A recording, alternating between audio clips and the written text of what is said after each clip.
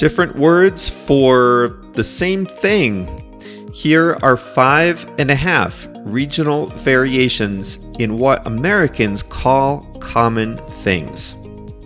Hi there, everyone. I'm Jeff, and this is Plain English, where we help you upgrade your English with current events and trending topics. JR is the producer, and he has uploaded this full lesson to plainenglish.com/519. That's where you'll find today's step-by-step walkthrough video, the exercises, translations, transcripts, and more. Today, we're taking a break from the big issues of the day, and we'll have a little fun. This all started when I learned the word for water fountain in Spanish, or at least Mexican Spanish. I thought it was kind of a funny word, and I was joking with JR about it. And he asked me, well, what's the word in English? And I gave him the two most common varieties, and then a really funny one that they only use in a few places. And that got me thinking about how some places in the US call the same thing by different names. So this became a day-long conversation with JR, and now it has turned into Plain English lesson number 519, because we can't be serious all the time, right? The expression we'll talk about is change your ways, and we have a song of the week. And the song is about someone who is unlikely to change his ways. Let's get started.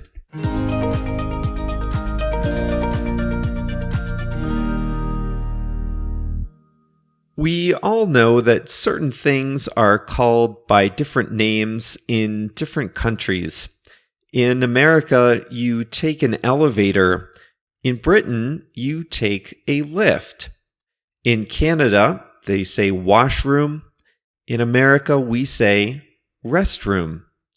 In Australia, you wear a thong on your feet. In America, well, I'll stop there.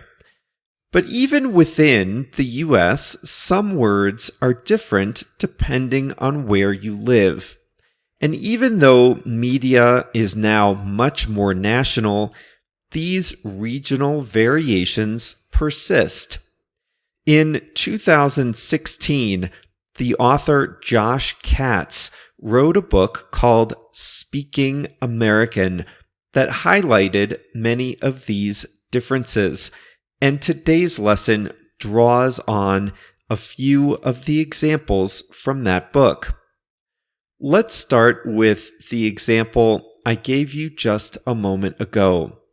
If you're thirsty in a public place, you can buy a bottle of water.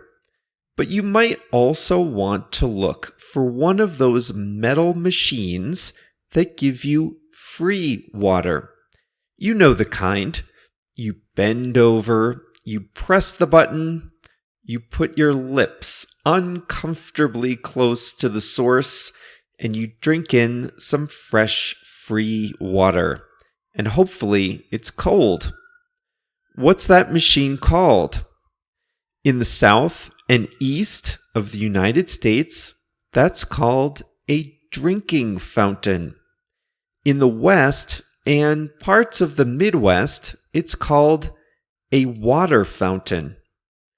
I say water fountain because that's what they call it where I grew up. But this is a little silly. Almost every type of fountain is a water fountain. I mean, the fountains outside the Bellagio Hotel in Las Vegas are water fountains. What you really want is a water fountain you can drink out of. So shouldn't it always be called a drinking fountain? Maybe I'll change my ways. But one word I'll never say is bubbler. And they only say bubbler in two very small pockets of the United States.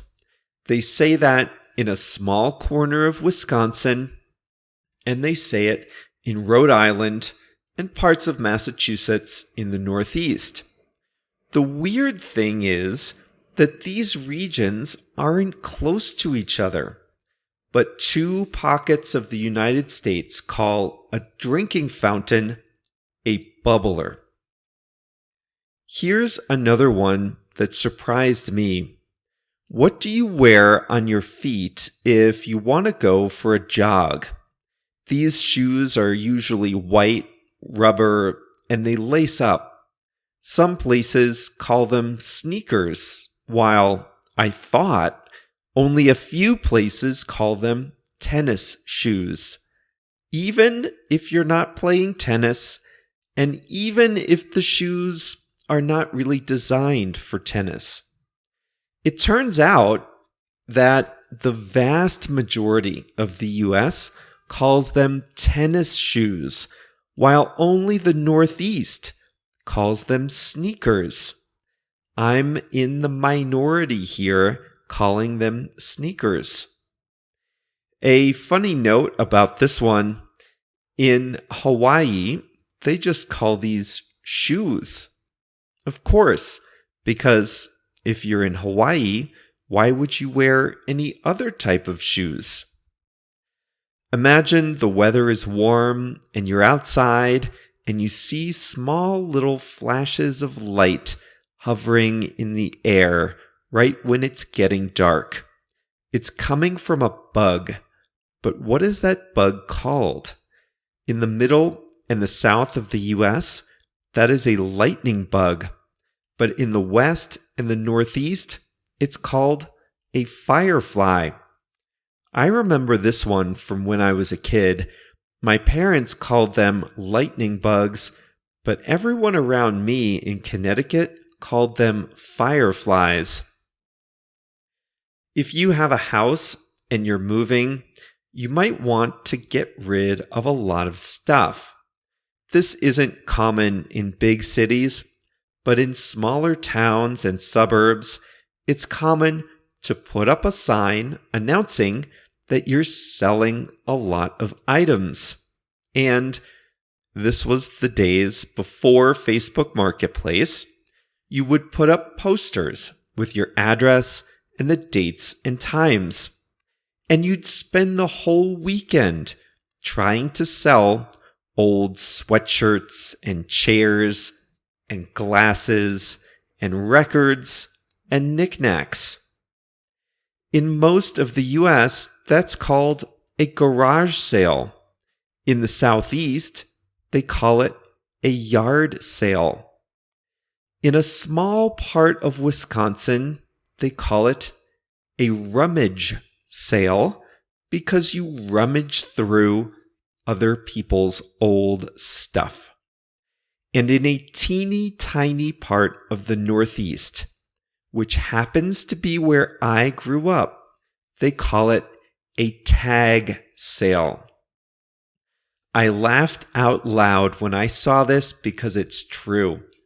I haven't heard the word tag sale in forever, but it's a good term. It's what they call it in Connecticut. And it's a good compromise between garage sale and yard sale. I mean, not everyone has a garage. Not everyone has a yard. But at all these sales, you put a little tag on your items with the price. And so I wish tag sale could bridge the sharp divide between garage sale states and yard sale states. Sadly, though, this term is confined to just one tiny little place in the Northeast. What a shame. But now, for the epic battle of local language. This is something that divides Americans like no other word, I think, in all of English. What do you call a carbonated beverage like Coca-Cola, Pepsi, Sprite, Mountain Dew, or Fanta. The official industry term is soft drinks.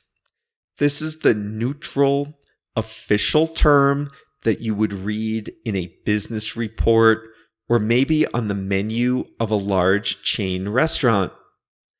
But what do we call it in everyday life? In the West and the Northeast, and in a few other pockets, we call it soda.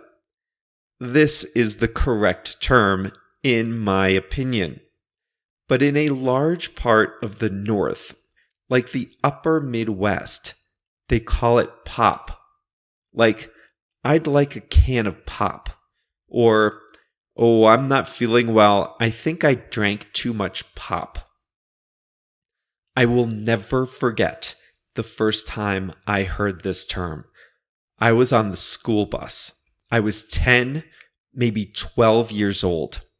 A kid had moved to our town from Illinois in the Midwest, and he said the word pop in a sentence, and nobody had any idea what he was talking about.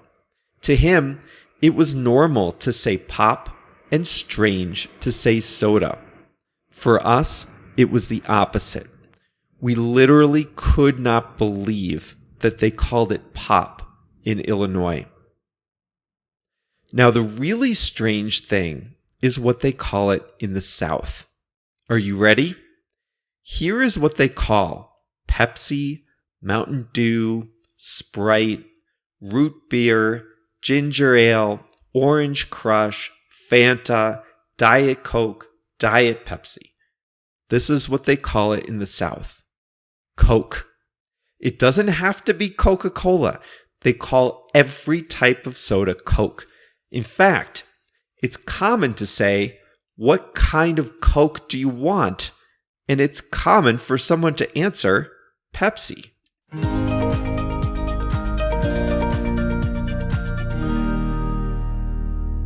Now here's one that's a word we all use, a spelling that we all use, but a pronunciation that is different. If you take sugar and heat it up and you melt it into a liquid, you have made a delicious topping or ingredient in candy. Some people say caramel with 3 syllables, caramel. But other people say caramel with just 2 syllables, like that, caramel. I say it with 3 syllables, caramel, but a lot of people say it the other way with just 2.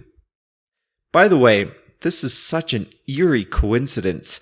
I was reading a book in English the night before I wrote this lesson, and in the book, one of the characters was talking about visiting a relative, and the relative taught him to say bubbler, just like they say in Rhode Island.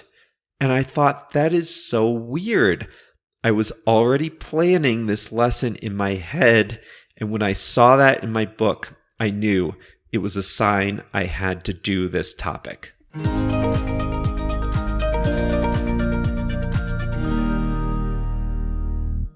Today's English expression is to change your ways. Ways, W-A-Y-S.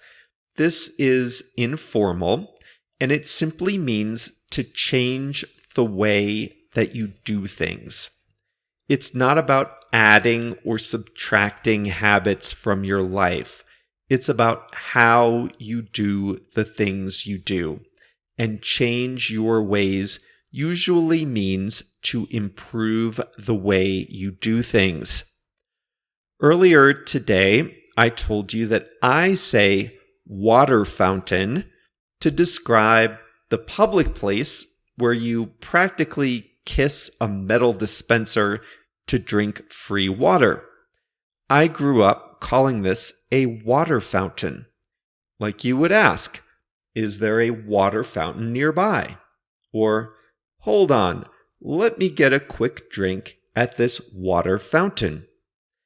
Part of the US calls this a drinking fountain, and I think this makes more sense, since almost every type of fountain is a water fountain. Well, when I told JR this, he helpfully or unhelpfully pointed out that there are chocolate fountains. But regardless, if you want to take a drink, it makes sense to ask for a drinking fountain since you're looking for a fountain that you can drink out of. And I said, drinking fountain makes a lot more sense. Maybe I'll change my ways. Maybe I'll improve the way that I do this one thing. I used to call it a water fountain. Now I'll call it a drinking fountain. I'll change the way that I do that thing. If someone ever tells you that you need to change your ways, that person is telling you to improve the way you do things. Imagine you have a younger person working with you at the office, and that employee comes to work late every day. Last person in, guaranteed. If you're his supervisor, you should tell him that he needs to change his ways if he wants to keep that job. He has to improve his behavior, improve the way he does something. He gets in late now. He needs to improve that and be there at 8:30 sharp every day. He needs to change his ways. Have you ever been in a situation where someone keeps treating you badly? You hope they change, but you doubt it will ever happen. Maybe you have a supervisor at work that's not supportive, or you work with a client that has unreasonable expectations, or even a romantic partner that doesn't treat you the way you want to be treated. That can happen, right? If that happens, ask yourself, is she realistically going to change her ways? Or will she always be that abusive client, that unsupportive boss, that uncommunicative partner? People don't change their ways unless they want to. Sometimes you'll hear someone say, "I'm too old to change my ways." That's just an excuse if you want my opinion. You're never too old to change your ways, but you do sometimes hear people say that. "I know I should quit smoking, but I'm too old to change my ways. I know I should move from this big house into a smaller, one-level apartment as I get older, but I'm too old to change my ways."